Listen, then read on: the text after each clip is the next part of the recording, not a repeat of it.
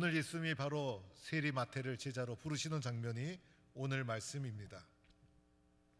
예수님께는 12제자가 있었는데 12제자 중에 개인적으로 제자로 부르는 장면이 성경에 딱 2개 나옵니다. 하나는 베드로와 안드레, 또 하나는 마태. 베드로와 안드레는 마태복음 4장에, 그리고 마태는 오늘 읽은 9장에, 그리고 마태를 부르시는 장면은 마태, 마가, 누가 3군데 다 나옵니다. 그리고 나서 오늘 9장을 읽었는데 10장에 가면 12제자가 통으로 한꺼번에 나옵니다. 그래서 오늘 마태를 부르신 것처럼 개인적인 부르심은 대단히 중요한 부르심이고, 오늘 이 마태의 부르심은 특별한 부르심이다 할 수가 있다는 것입니다. 어느 날 예수님이 지나가시다가 마태를 보게 됩니다. 그래서 그 마태를 예수님이 보셨을 때 세간에 앉아 있었고, 예수님은 그를 주목해 바라보신 겁니다. 예수님은 마태를 보시고 마태를 다 아셨습니다. 마태가 어떻게 살아왔는지, 그가 무슨 생각을 하는지, 그의 갈급함이 무엇인지 예수님은 다 아셨습니다. 그리고 마태를 향하여 전격적으로 나를 따르라, 나를 따르라. 이 가정 속에 많은 설명이 없습니다. 물론 이렇게 마태를 부르시는 장면에 오늘 말씀에는 나오지 않지만 수면 밑에서는 마태와 예수님이 적지 않은 만남과 접촉이 있었을 수 있어요. 마태도 이미 예수님의 말씀을 들었던 자이기도 합니다. 그러나 오늘 부르실 때는 나를 따르라, 긴 말하지 아니하시고 전격적으로 마태를 부르시는 것입니다. 이 마태는 알페오의 아들이라 불렀죠. 그리고 마태의 직업은 세리, 그래서 세리 마태라고 불렀습니다. 당시 세리는 로마의 앞잡이요, 그래서 배신자, 매국노 이렇게 불렀던 자였습니다. 이렇게 욕을 먹으면서도 마태가 세리가 되었던 이유가 있죠. 세상이 어떻든 간에 나는 성공하고 싶다, 나도 잘 살고 싶다, 나도 부자가 되고 싶다. 그래서 세리가 되었던 것이고, 수단과 방법을 가리지 않고 돈을 벌기 시작한 것이었습니다. 그래서 오늘 이 마태는 세상 물질, 세상 권력, 세상 출세만 바라보고 열심히 수단 방법 가리지 않고 달려온 삶이었습니다. 마침내 세리가 되고 부자가 되었습니다. 그런데 마음에 평안이 없고 근심과 걱정이 떠나질 않았던 것이죠. 이러한 마태의 모습을 예수님이 다 아신 것입니다. 그래서 마태를 보시고, 마태야, 세상 물질, 성공, 부 따르지 말고 이제 나를 따르라, 이렇게 전격적으로 마태를 부르고 있는 것입니다. 예수님의 부르심은 특별한 부르심이죠, 여러분. 그래서 예수님을 따르는 자들이 당시에 많았어요. 수많은 사람이 예수님을 따라다녔어요. 그런데 그 수많은 사람 가운데 특별히 마태를 지명해서 마태야, 나를 따르라 한 것은요, 수많은 사람처럼 그냥 구경하듯이 따르라는 것이 아니에요. 오늘 많은 사람이 예수를 믿고 예배에 참석하지만은 보통 그냥 그저 그런 마음으로 예배에 참석한 사람도 있을 거예요. 마태를 지명해서 특별히 부르는 것은 너 특별히 나를 따르라, 적극적으로 따르라, 나를 제자로 따르라는 예수님의 강력하고 특별한 부르심이라는 것입니다. 이런 부르심을 내가 받았다면 나는 어떻게 대답할까? 오늘 우리는 세상을 따라가고 있지 않습니까? 세상의 성공을 향해 달려가고 있지 않습니까? 그런데 그렇던 내가 이런 주님으로부터 특별한 부르심을 받는다면 나는 어떻게 대답할까? 쉬운 일이 아니라는 것이에요. 오늘 예수님께서 마태를 부르실 때 어떻게 부르셨어요? 말씀으로, 그죠? 그래서 예수님이 마태를 부르실 때 마태에게 어떤 매력적인 세상의 보상을 제시하면서 이것 봐라, 날 따르면 이런 보상이 있다, 그러지 않았어요. 마태가 현혹될 만큼 기적을 보이면서 봐라, 나를 따르면 이렇게 놀라운 기적이 일어날 것이다, 그러지 않았어요. 예수님의 부르심은 말씀, 그것도 간단하게 나를 따르라, 전격적으로 부르시는 말씀. 이 말씀을 통해서 마태의 마음을 두드리고 있는 거예요. 마태와 인격적으로 만나기를 원하는 거예요. 마태의 결단을 촉구하는 거예요. 여러분, 예수님의 부르심을 받고 나서 마태가 어떻게 했을까? 여러분, 이거 쉽지 않습니까? 쉽지 않은 사건이잖아요. 그럴 때 마태가 예수님, 저에게 일주일 정도 시간을 주세요. 저도 처자식이 있는데 좀 생각 좀 해보겠어요. 이렇게 차일 피일 미루면서 이런 핑계 저런 핑계 대지 않았다는 거예요. 오늘 마태가 예수님의 나를 따르라 이렇게 초청했을 때 이어지는 오늘 9절의 말씀 보니까 다른 표현이 없어요. 일어나 따르니라. 마태가 어떻게 했어요? 즉각적으로 순종해서 일어나 따르니라. 예수님의 부름에 응답했다는 것입니다. 마태는 주저하지 않았어요. 자리를 박차고 일어나 기다렸다는 듯이 예수님의 부름을 딱 붙잡고 말씀 순종해서 짧고 분명하게 예수님의 부름에 응답했다는 것입니다. 이 결단의 순간이 마태의 운명을 바꿉니다. 이 결단이 위대한 결단이 됩니다. 이 결단이 마태의 인생을 뒤바꿔 놓습니다. 여러분, 결단이 중요하지 않습니까? 결단하지 못하고 미적미적 평생 끌려가는 삶을 사는 사람 가운데 위대한 사람이 있습니까? 결단이 우리의 삶을 결정하잖아요. 결심이 우리의 삶을 결정하잖아요. 결심 한번 안 하고 인생 살아갈 수 있습니까? 인생은 결단인 거예요. 기회를 붙잡아야 되잖아요. 기회가 왔는데 기회 붙잡지 못하고 미적미적 결단하지 못하면 어떡하겠어요? 오늘 이 마태의 결단이 위대한 결단이 되는 거예요.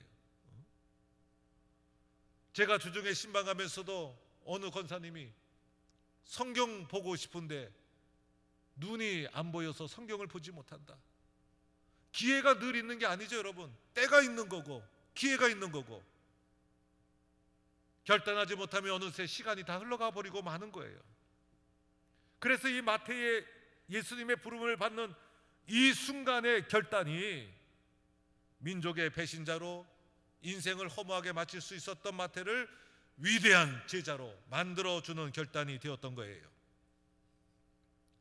베드로도 예수님이 부르실 때 그물을 버려두고 예수님을 따랐죠. 곧 따랐다, 그죠? 그런데 오늘 마태는요, 베드로보다 더 어려운 상황이었어요. 마태는 베드로보다 더 부자였어요. 더 안정된 직장을 가지고 있었어요. 권력도 있었고 힘도 있었어요. 버릴 것이 너무 많았어요. 그 어려운 결단을 마태가 했다는 거예요. 그래서 이 마태의 결단은 높이 평가받아야 되는 거예요. 주저하지 않고 즉각적으로 결단했다는 거예요. 그래서 세리에서, 민족의 배신자 세리에서, 쓸모없는 세리에서 주님의 제자로 극적인 변화, 마치 사울이 전도자 바울로 변화된 것처럼 극적인 인생의 전환을 한 사람이 마태. 그의 결단이 마태를 위대하게 만들어 주었다는 것입니다. 주님이 나를 부르시면 나는 어떻게 대답할까? 오늘도 주님은 우리의 결단을 촉구하고 있어요. 주님은 오늘도 우리를 부르고 있는 거예요. 마태를 부르시듯이 특별히 여러분들을 지명하여 부르고 있는 거예요. 여러분들의 마음속에 주님이 말씀으로 녹화하고 있는 거예요. 순종할 수 있기를 바랍니다. 기회를 놓치면 기회가 주어지지 않아요. 그래서 주님, 나는 주님의 부르심이라면, 주님의 일이라면, 교회의 일이라면, 주님을 위한 선한 일이라면 저는 순종합니다. 이렇게 뜨겁게 결단해야 되는 거예요. 마태의 결단이 진실이었다는 것은요, 이어지는 말씀을 보면 확인할 수 있어요. 마태가 자기가 결단하고 나서 이 결단이 부끄러워서 숨기거나 그러지 않았어요. 많은 사람을 자기 집에 초청했어요. 많은 사람을 초청할 정도로 마태의 집은 부자였어요. 세리와 친구들 죄인들을 불러놓고 예수님을 모셨어요. 왜 그랬을까? 많은 세리와 친구들에게 나 예수 믿기로 했다, 자기의 결단을 밝힌 거예요. 그리고 죄인 세리들에게도 예수님 만날 기회를 주기 위해서 예수님 모신 거예요. 자기의 신앙의 고백을 죄인과 세리들에게 결단을 알리는 자리였어요. 그 부르신 결단을 자기 혼자만 누린 것이 아니라 주님의 마음을 알고 있었던 마태는 죄인들, 세리들을 모아놓고 그들도 주님을 만날 수 있도록 복음의 통로 역할을 했다는 것입니다. 이것은 마태의 응답이 진실했다는 것을 보여주는 증거이기도 한 거예요. 그런데 이런 행위가 공격을 받죠. 바리새인들에게.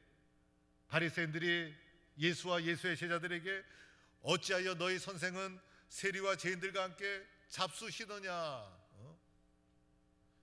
이것은 율법적으로 비판받을 만한 일이기는 했어요. 왜냐하면 율법에 의하면 세리와 죄인들과 함께 식탁을 나누는 것을 금했어요. 예수님이 나중에 십자가를 지실 때 바리새인들로부터 공격받은 죄목이 두 가지인데, 하나는 신성모독, 하나님을 모독했다는 것, 또 하나는 죄인들과 함께 어울렸다는 것. 우리는 이해할 수 없지만은 율법적인 시각에서는 엄청나게 중요한 사항이기도 했어요. 그래서 율법의 관점에서는 이렇게 질타받고 공격받는 것이 당연했지만은 이 비판을 들으신 예수님, 형식적인 율법이 아니라 율법의 본 정신을 회복시키는 응답을 해주시죠. 먼저는 이렇게 말해주죠. 건강한 자에게는 의사가 쓸데없고 병든 자에게라야 쓸데있느니라. 여러분, 우리 다 병든 자 아닙니까? 건강 자신할 수 있습니까? 마음의 병 없는 사람 있습니까? 우리는 다 영적으로 병든 자와 같은 존재예요. 그래서 우리들에게 정말 필요한 것이 뭘까? 율법, 그리고 율법의 본 정신, 하나님의 사랑과 은혜, 부르심, 예수님이 우리에게 필요하잖아요. 그래서 우리 모두는 병든 자와 같은 우리들, 그래서 예수님은 율법의 본 정신을 살리기 위해서 세리와 죄인들을 만나주시고 그들의 병을 치료해 주시는 것이었어요. 율법을 어겼다고 형식적으로 비판하지만은 율법의 본 정신을 회복시키는 예수님의 모습. 또 예수님은 이렇게 말하죠. 예수님은 긍휼을 원하고 제사를 원치 아니하노라. 구약에는 제사, 신약에는 예배. 제사와 예배가 뭡니까? 죄인들이 하나님께 나와서 하나님을 경배하는 거 아닙니까? 그런데 죄인이라고 제사에 참여하지 못하고 죄인이라고 예배에 참여하지 못하면 어떡합니까? 그리고 예배와 제사 속에 담긴 진짜 깊은 뜻은 하나님의 긍휼이죠. 죄인된 우리들을 하나님이 품어주시고 사랑해 주시는 하나님의 긍휼, 그죠? 그래서 그 긍휼이 있기 때문에 오늘도 우리가 예배 자리에 나온 것이고, 그죠? 이 하나님의 긍휼과 사랑이 빠진 제사와 예배, 올바른 제사라고 할 수가 있겠습니까? 그래서 주님은 오늘 긍휼의 마음으로 죄인들을 품고 있다는 거예요. 또 하나는 예수님이 이렇게 말하죠. 나는 의인을 부르러 온 것이 아니라 죄인을 부르러 왔다. 그죠? 의인이라 하는 사람이 도리어 죄인이에요. 죄인. 죄인이라고 한 사람에게 구원의 은혜가 임하는 거예요. 하나님 보시기에 우리 모두는 죄인이고 예수님은 죄인된 우리들을 불러주시고 용서해 주시고 구원해 주시는 것. 그래서 오늘도 예수님은 우리를 부르러 오신 분이 바로 예수님. 세상은 강한 자, 건강한 자, 잘난 사람, 유명한 사람 만나는 것이 세상의 문화지만은 예수님은 죄인, 병든 자, 긍휼의 마음으로 그들을 찾아가신 것이 예수님. 그래서 긍휼의 마음으로 세리 마태, 죄인 마태를 제자로 불러주신 거예요. 율법적인 사회에서 세리 마태가 제자 될 수 있습니까? 나 같은 죄인도 마태도 불러주셨는데 주님은 불러주시는 거예요. 긍휼의 마음으로 예수님 불러주셨다는 거예요. 예수님이 왜 이렇게 마태를 불러주셨을까? 마태를 특별히 사랑한 것도 있지만은 마태만이 축복을 누리라고 불러주신 게 아니에요. 마태를 통해서 구원의 복음이 흘러가도록, 그래서 마태가 자기 친구들을 한 집에 모아서 예수님 만나게 했잖아요. 마태를 통해서 또 다른 사람을 구원하시려고. 그래서 마태가 제자로 응답하게 되었잖아요. 마태를 통해 죄인을 부르시고 마태를 통해 병든 자를 부르시고, 나를 부르신 이유는 나를 통해서 이 세상에 병들고 신음하고 소망 없이 살아가는 수많은 영혼들을 부르고자 하시는 하나님의 은혜가 있기에 나 같은 사람을 먼저 제자로 불러주신 거예요. 베드로를 불러주신 것, 사람 낚는 어부가 되라. 나를 불러주신 것, 사람 낚는 어부가 되라. 이런 주님의 뜻이 담겨 있는 거예요. 그래서 마태를 불러주신 거예요. 이런 뜻으로 오늘도 나를 부르고 있다는 거예요. 세상에서 가장 귀한 것이 무엇일까? 세상에서 가장 귀한 것, 금도 아니고 다이아몬드도 아니고 바로 사람이에요. 사람보다 귀한 것 있습니까? 금값이 아무리 올랐어도 금으로 사람을 바꿀 수 있습니까? 사람의 생명, 사람의 영혼, 너무나 귀하고 존귀한 거예요. 사람은 세상의 잣대로 사람의 귀하고 천한 것을 구분하지만은 예수님은 구분하지 않아요. 세리마태도 불러주시는 거예요. 사람이 얼마나 소중하든지 예수님이 이 땅에 오셔서 나 같은 사람을 구원하시기 위해서, 세상에서 상처받고 죄 아래 살아가던 나를 구원하기 위해서 십자가에서 자신의 몸을 드리고 나를 피값 주고 사신 존귀한 존재가 나라는 사실이에요. 나보다 귀한 것은 세상에 없는 거예요. 세상에서 가장 귀한 것, 나 같은 생명, 내 영혼, 천하보다 귀한 생명이라는 이 마음과 생각을 가져야 하는 거예요. 세상에서 가장 불행한 사람은 누굴까? 가장 불행하고 불쌍한 사람은 이렇게 귀한 영혼임에도 불구하고 예수님 만나지 못한 영혼이 가장 불쌍한 거예요.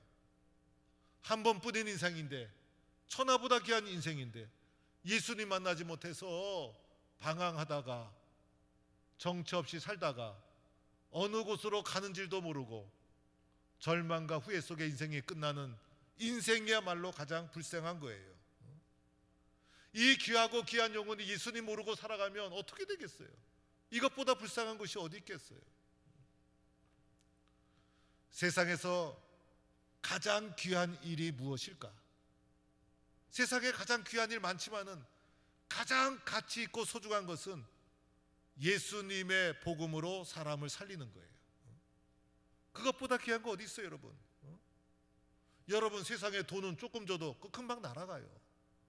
그러나 예수님의 복음으로 사람의 영혼을 살리고 사람을 구원하는 일, 이보다 더 가치 있는 일이 어디 있어요? 그래서 선교사들이 140년 전에 이 땅에 온 거예요. 아무 연고도 없는 이 땅에서 복음을 전했던 거예요. 오늘 우리가 마태복음 9장을 보았는데 마태복음 8장과 9장을 살펴보면 예수님이 모두 사람을 만나는 장면이에요. 예수님의 이적이 조금 나오고 얼마나 열심히 사람을 만났는지, 나병 환자 만나고 백부장 하인 고치고 베드로의 장모와 여러 환자 고치고 귀신 들린 자, 중풍병자, 혈루증 여인, 맹인, 말 못하는 사람, 끊임없이 사람을 만나고 그들을 회복시키고. 왜? 제일 중요하기 때문에. 그래서 예수님은 철저하게 사람 중심의 사역, 사람을 만나고 사람을 치료하는 것이 예수님이 하신 일이었어요. 영혼을 구원하는 것, 이보다 더 귀한 일이 어디 있습니까? 이 일에 오늘 마태를 불렀다는 거예요. 마태를 부른 것은요, 예수님의 신의 한 수였어. 보니까 어떻게 마태와 같은 사람을 불렀을까? 세상의 눈으로 마태 부를 수 있습니까? 이와 같이 민족의 배반자 세리 마태를 모든 사람이 욕하기는 쉬워도 여러분 선택할 수 있습니까? 그런데 이 마태를 부른 것이 신의 한 수였어요. 마태는요 12제자로 성실한 제자였어요. 이 이후에 마태가 튀는 장면이 없어요. 성실했다는 거예요. 그리고 마태는요 주의 제자로 부름받은 이후에, 이전에는 세상 욕심 따라가던 자였는데 수행자로 수도사적인 삶을 살았다고 전해지고 있어요. 그리고 마태는 세리였잖아요. 돈 관리 잘하는 자였어요. 그래서 마태가 가룟 유다가 했던 재정 맡은 당담자, 그거 할 수 있었어요. 그런데 그 자리를 가룟 유다에게 뺏겼어요. 예수님이 자기를 시켜주지 않았어요. 어떤 교회는 재정부장 안 시켜줬다고 장로님이 뿔이 나가지고 목사하고 다퉜다는 교회도 있어요. 그런데 재정부장 안 시켜줬다고 따지지 않고 순종하며 철저하게 성실로 제자의 길을 감당했어요. 그리고 도리어 세리였을 때 몸에 밴 꼼꼼한 기록, 그 은사를 가지고 예수님의 행적을 꼼꼼하게 기록합니다. 그래서 그가 쓴 것이 마태복음, 위대한 마태복음을 기록한 자가 되는 거예요. 세리 마태가 되어서 세상 욕심을 향해서 쓸모없이 살아갔던 이 마태가 부름받아서 위대한 마태복음을 기록한 저자가 되었다는 것입니다. 마태의 기록에는 생동감이 있죠. 그리고 마태는 자기 민족 유대인들은 철저하게 십자가에 달리신 예수를 안 믿어요.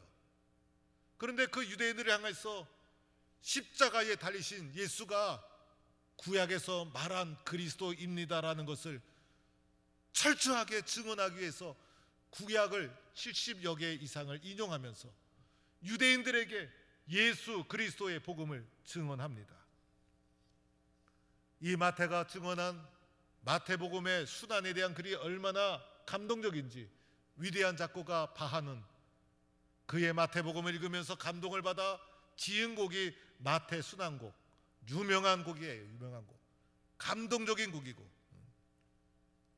마태가 마태복음을 1장부터 28장까지 기록하면서 마지막 대장정의 막을 내리는 마지막 선포가 너희는 가서 모든 민족을 제자로 삼아 아버지와 아들과 성령의 이름으로 세례를 주고 내가 너에게 분부한 모든 것을 가르쳐 지키게 하라.